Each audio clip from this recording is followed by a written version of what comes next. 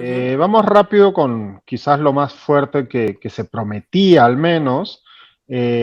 Panorama anunciaba una exclusiva desde ya durante la tarde, pues a través de redes sociales y a varios nos llegó por WhatsApp también, que tenían un testimonio de un colaborador eficaz. Ya sabemos que pues la fiscalía filtra los testimonios de los colaboradores eficaces con una rapidez sorprendente Eficiente. para la burocracia de nuestro país, pero bueno, algunos son muy interesantes, otros menos, pero bueno, ya esa es la costumbre. Panorama anunciaba que tenía el testimonio de un colaborador eficaz que denunciaba entregas de dinero a congresistas a cambio de su voto en el Pleno del Congreso para proteger al entonces ministro Juan Silva, hoy prófugo de la justicia. En un contexto en el que siempre las votaciones, digamos, que mantenían a Juan Silva no censurado, llamaban la atención, ¿no? Sí, Siempre era la sí. pregunta, ¿por qué?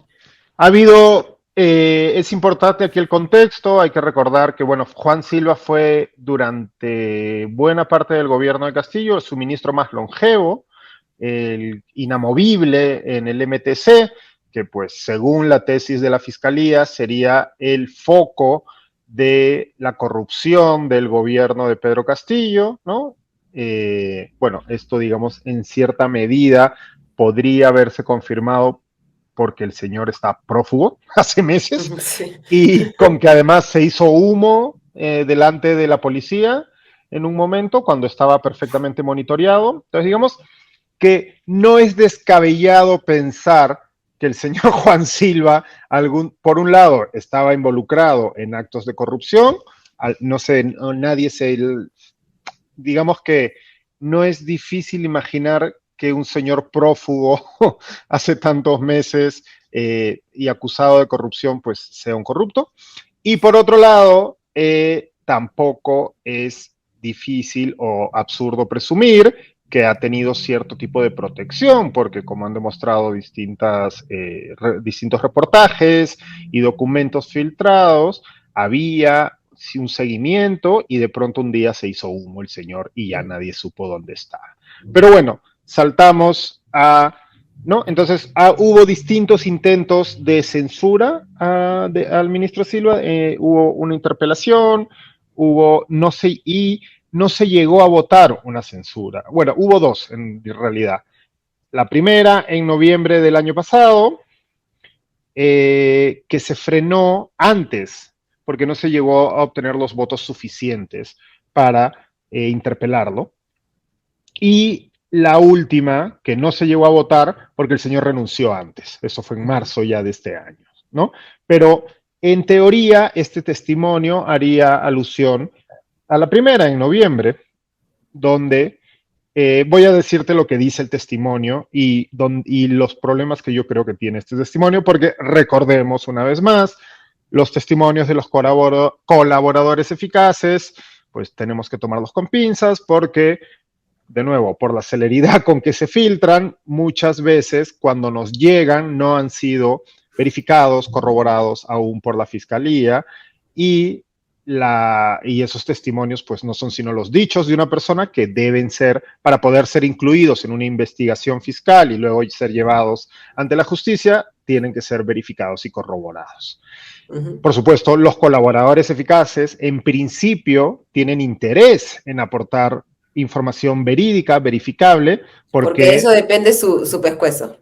exacto, de no ser el caso, pues dejan de ser colaboradores eficaces y el trato que se les brinda para tener, pues, digamos, una sanción más leve o ser favorecidos con beneficios penales, etcétera, pues se cae porque estás mintiendo, ¿no? Entonces no estás colaborando con la justicia como habías prometido. Pero bueno, según este colaborador eficaz, eh, lo, y aquí es el problema, ¿no? Él dice, él o ella, no conocemos la identidad de este colaborador eficaz, tampoco sabemos si es uno nuevo o si es uno que ya de los que ya teníamos en la órbita en nuestros últimos meses. Según este colaborador o colaboradora, Samir Villaverde le habría dicho a Bruno Pacheco que él pagó personalmente, que él aportó el dinero para pagar a congresistas de 3 bancadas, por lo menos, porque no, tampoco esto está especificado en el testimonio,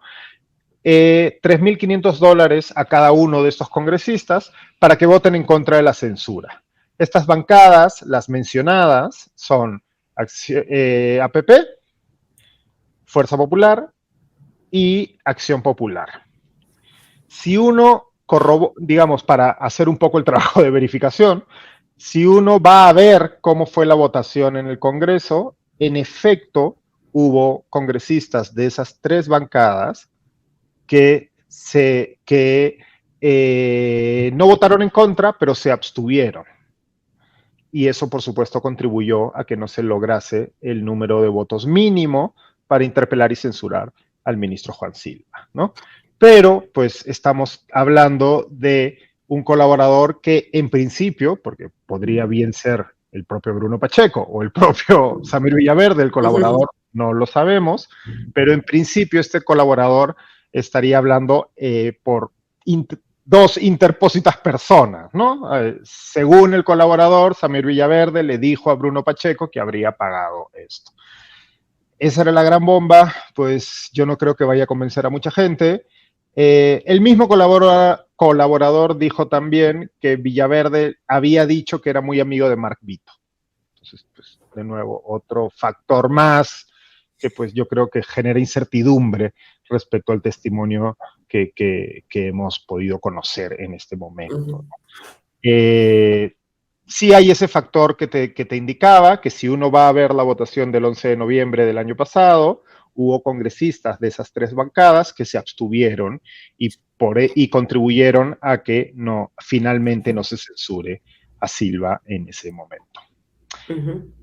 Según ese mismo colaborador eficaz, y de nuevo, pues no sabemos hasta qué punto este testimonio ha sido corroborado, Samir Villaverde recibió 6 millones de soles de empresas chinas, no se especifica qué empresas chinas, no se especifica a qué contratos se está refiriendo, pero habría recibido, según este mismo colaborador, 6 millones, el señor Samir Villaverde habría recibido 6 millones de soles, de los cuales 1 fueron para el ministro Juan Silva, 1 fueron para el presidente Castillo, y 1 se repartió entre los sobrinísimos del presidente y otros funcionarios que habrían... Bueno, se habría repartido, ¿no? Sí, se habría, y de nuevo, no queda, o sea, al menos, no hemos visto el documento, pero al menos en lo que ha podido publicar Panorama, pues tampoco se dice a qué licitación están aludiendo, ni cuáles serían las empresas, entonces pues genera un poco de poca certeza, ¿no?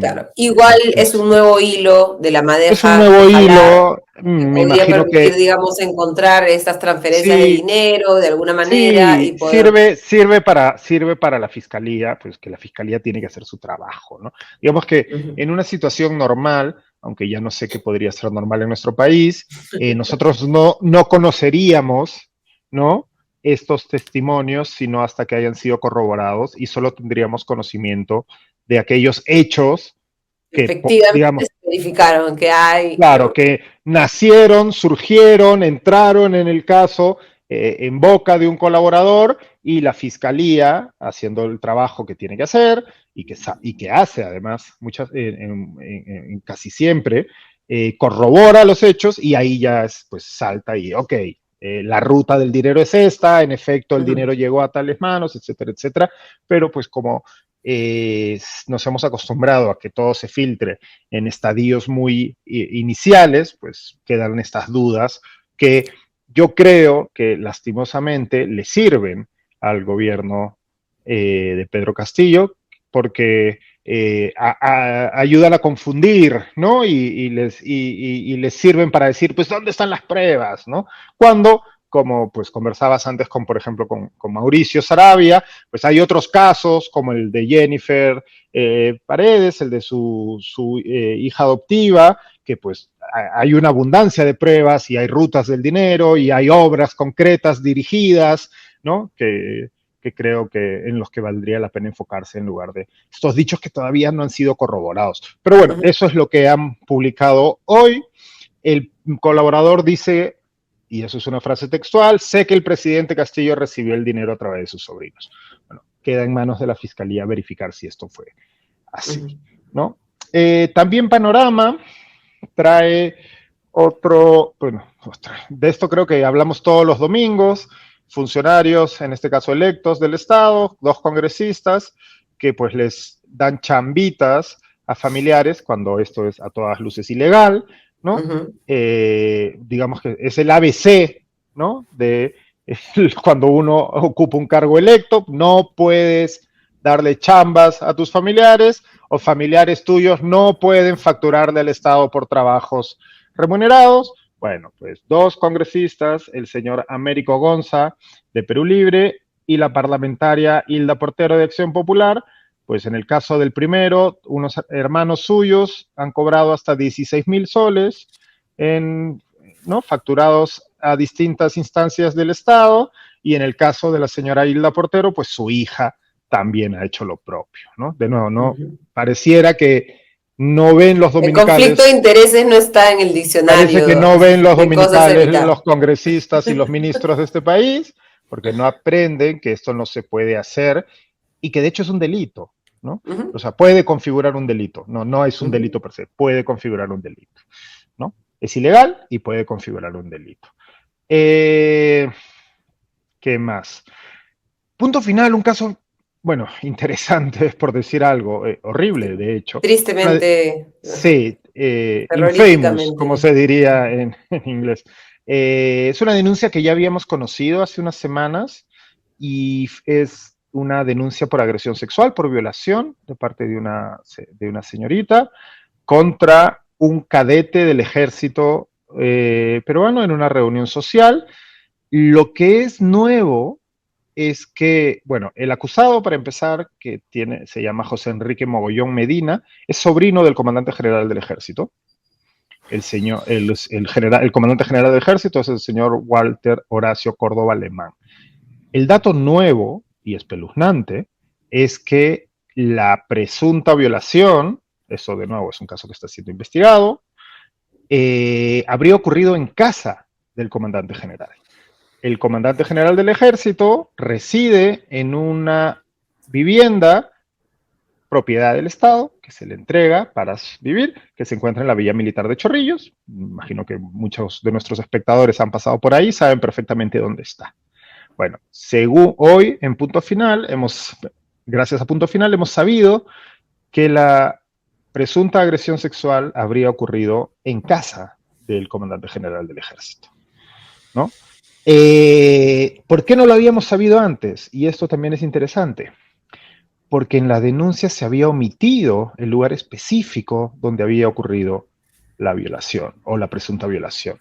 Según la denuncia, se hablaba de el círculo militar, pero de hecho la casa no está dentro del círculo militar. Entonces, en la denuncia había habido queremos creer, un error, ¿no? Pero ahora ya sabemos que la presunta violación de este cadete, cometida por este cadete, habría ocurrido en la casa del comandante general del ejército. Esto es un hecho gravísimo.